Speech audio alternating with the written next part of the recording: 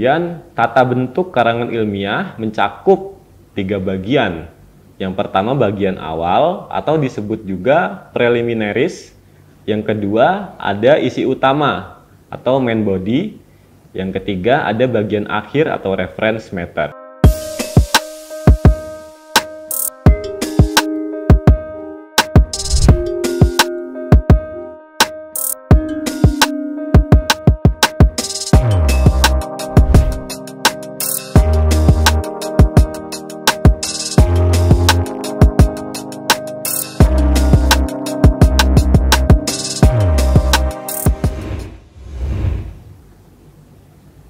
Assalamualaikum warahmatullahi wabarakatuh.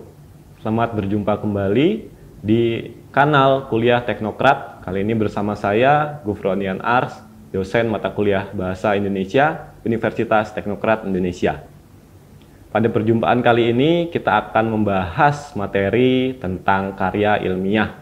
Tentu saja materi ini sangat penting untuk Anda ketahui, siapapun bagi yang ingin mengerjakan atau mengetahui apa itu karya ilmiah. Kita mulai dari definisi. Jadi apa yang dimaksud dengan ilmiah? Kamus Besar Bahasa Indonesia edisi kelima mendefinisikan ilmiah itu bersifat ilmu atau keilmuan. Itu definisi pertamanya. Definisi keduanya bisa diartikan sebagai secara ilmu pengetahuan. Definisi ketiganya memenuhi syarat atau kaidah ilmu pengetahuan. Contohnya, penerbitan majalah ilmiah berkembang dengan pesat. Nah, di situ bisa kita lihat definisi dari KBBI ini bahwa ilmiah artinya bersifat keilmuan. Tetapi di samping ilmiah ada juga ilmiah populer. Jadi kalau KBBI ini memisahkan antara ilmiah saja dengan ilmiah populer. Kalau ilmiah populer diartikan sebagai sifat ilmu atau bersifat ilmu tetapi menggunakan bahasa umum sehingga mudah dipahami oleh masyarakat awam. Nah, itu bedanya kalau untuk yang populer. Tetap ilmiah tetapi dari segi bahasa lebih umum sehingga orang awam bisa lebih memahami tulisan atau karya ilmiah tersebut.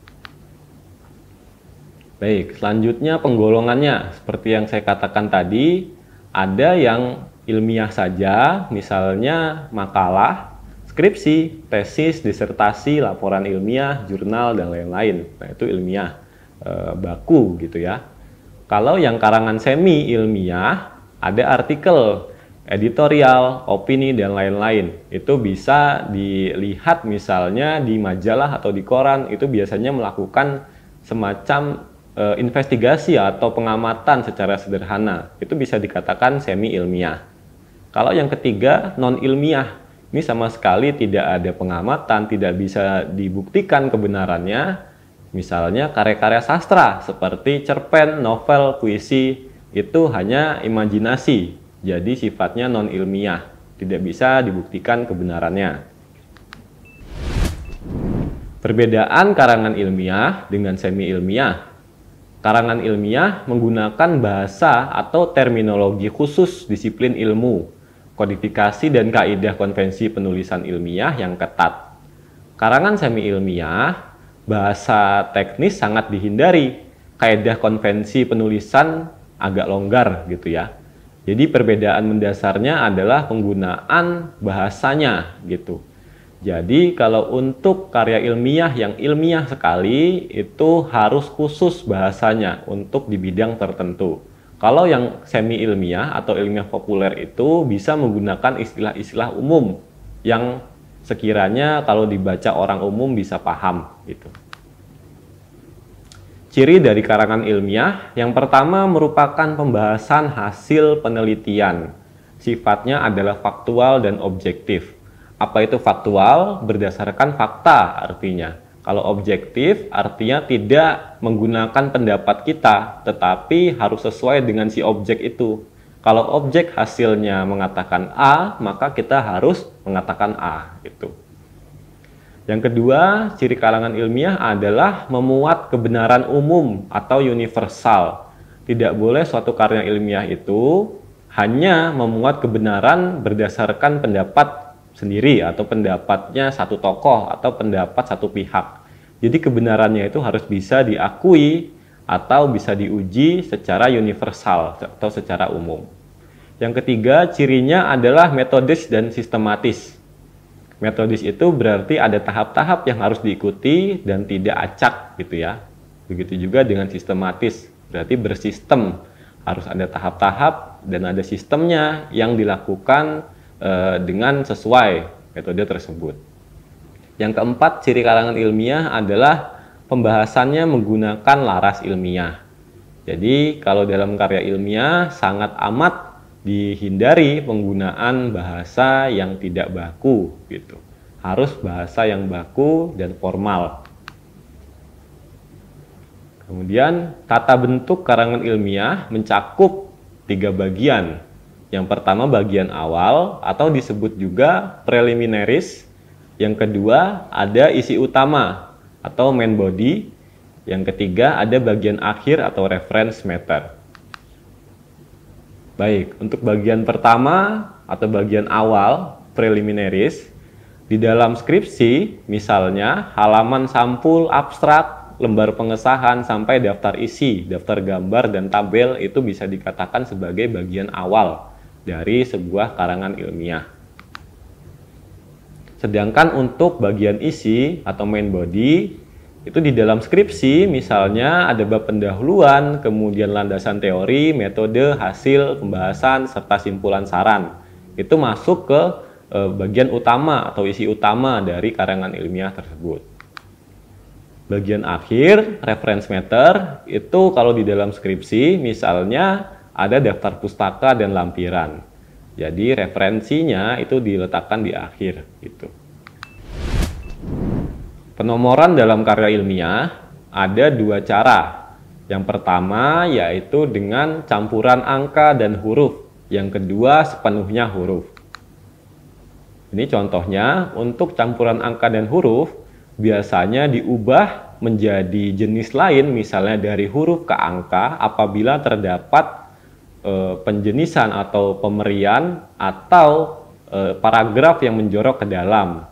Jadi kalau perinciannya itu ada anaknya, ada subnya, itu baru diubah menjadi jenis lain. Misalnya A menjelaskan tentang definisi bahasa. Kemudian definisi bahasa itu ada penjenisannya lagi. Berdasarkan sifatnya, berdasarkan bentuknya, dan lain-lain. Nah, angka 1 itu mewakili sifatnya, misalnya angka 2 mewakili bentuknya, dan seterusnya. Jadi setiap ada sub baru diubah menjadi jenis lain dari angka ke huruf. Itu kalau campuran. Sementara itu untuk yang sepenuhnya angka menggunakan poin, titik gitu. Jadi misalnya diawali dengan 1.1, kemudian kalau ada subnya dilanjutkan 1.1.1. Kalau ada sub yang setara dengan 1.1.1, maka menjadi 1.2.1 dan seterusnya gitu ya. Kode etik penulisan karangan ilmiah. Yang pertama, karangan ilmiah harus bersifat jujur. Yang kedua, bersikap rendah hati. Yang ketiga, bertanggung jawab. Keempat, bersikap terbuka. Kelima, bersikap cermat. Dan keenam, bersifat objektif. Gitu. Pertama, jujur. Mengapa harus jujur? Karena sebuah karangan ilmiah itu akan dianggap sebagai sumber ilmu pengetahuan yang objektif. Kalau tidak jujur, maka banyak sekali pihak-pihak yang merasa dirugikan gitu. Oleh karena itu, secara kode etik, etikanya harus bersifat jujur gitu dalam penulisannya. Tidak boleh menduplikasi, mengarang, misalnya mengarang objek, mengarang hasil penelitian dan lain-lain. Yang kedua, sikapnya harus rendah hati. Tidak boleh terlalu menyombongkan pemikiran sendiri di dalam penulisan karya ilmiah. Harus semua disetarakan antara satu pendapat dengan pendapat yang lain. Yang ketiga, bertanggung jawab. Jadi ketika kita ingin menyampaikan satu gagasan dalam karya ilmiah, harus bisa bertanggung jawab. Apakah itu gagasan kita atau gagasan orang lain, itu harus bisa kita pertanggungjawabkan. Gitu. Yang keempat, bersifat atau bersikap terbuka. Artinya, suatu karangan ilmiah harus juga memuat satu pernyataan yang boleh orang lain memberikan satu kritik kepada karya tersebut atau saran. Makanya kalau di akhir karangan ilmiah itu biasanya ada bagian saran gitu ya. Yang kelima, bersikap cermat. Jadi sangat diprioritaskan suatu kecermatan dalam karangan ilmiah itu agar tidak terjadi salah tafsir dalam membacanya. Yang keenam, objektif. Tentu harus bersifat objektif dalam menyusun karangan ilmiah. Nah, pelanggaran-pelanggaran dalam penulisan karya ilmiah ini yang harus diperhatikan agar kita tidak terjebak dalam suatu pelanggaran yang mungkin tidak disengaja gitu, padahal bisa dianggap sebagai pelanggaran dalam penulisan karya ilmiah. Yang pertama ada pemalsuan hasil penelitian. Itu tentu sangat fatal gitu ya. Secara sengaja memalsukan karya ilmiah atau mengatasnamakan nama kita, padahal yang membuat adalah orang lain. Itu suatu pelanggaran. Yang kedua adalah pemalsuan data penelitian. Jadi ini walaupun hanya datanya saja tetap dianggap sebagai pemalsuan ya. Jadi kalau yang pertama tadi secara keseluruhan dipalsukan, yang kedua ini bisa juga pemalsuan datanya, manipulasi data. Misalnya hasilnya tidak ada peningkatan dari penelitian kita, tapi karena kita ingin lulus, sudah dikejar dosen pembimbing untuk menyelesaikan skripsi, maka datanya kita otak-atik. Nah, itu tidak boleh. Harus sesuai dengan penelitian yang berlangsung. Gitu.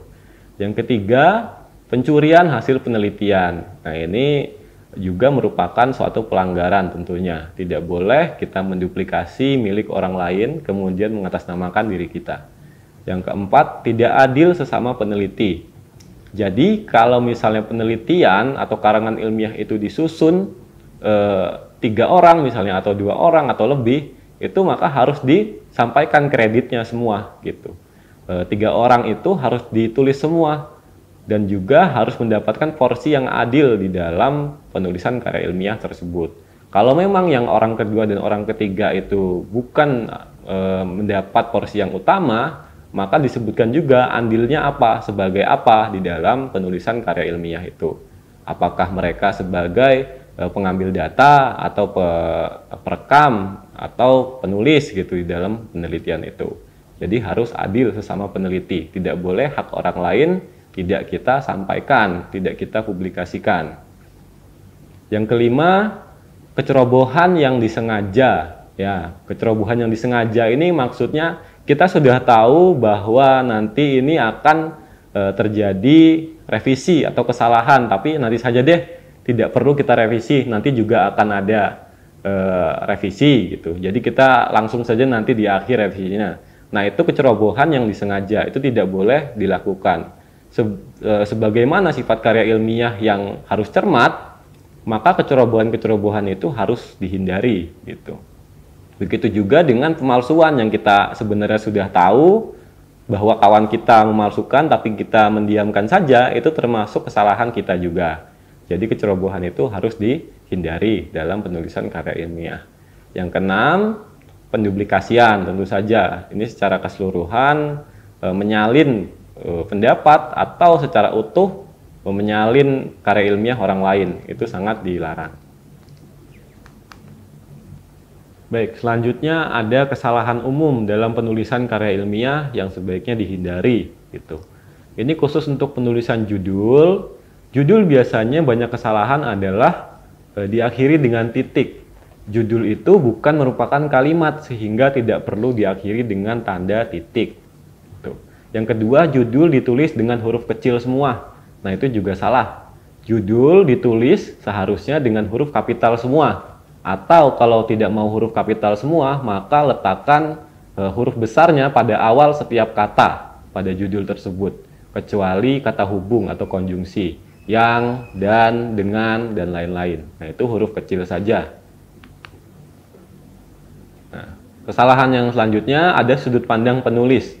Memunculkan sudut pandang orang pertama sebagai saya atau peneliti dan lain-lain. Itu sebaiknya dihindari dalam penulisan karya ilmiah.